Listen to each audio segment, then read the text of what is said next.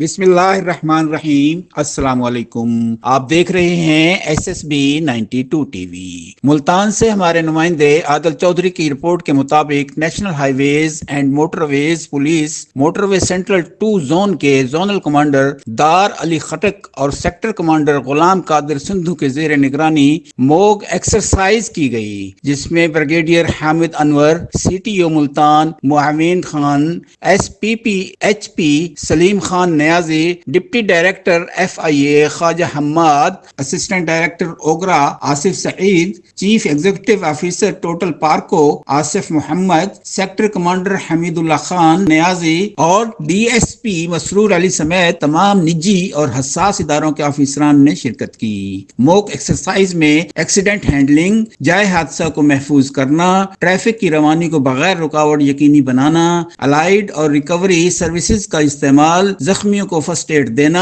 اور بحفاظت ہسپتال منتقل کرنا شامل تھے۔ زونل کمانڈر دار علی خٹک نے بتایا کہ موک ایکسرسائز کا مقصد افیسران کی پیشہ ورانہ صلاحیتوں کو مزید اجاگر کرنا ہے، تاکہ افیسران نہ صرف اپنے فرائض منصبی احسن طریقے سے سر انجام دیں، بلکہ خدا نخواستہ کسی ناخوشگوار واقعہ رونما ہونے کی صورت میں ہر قسم کی صورتحال پر بآسانی قابو پا سکیں۔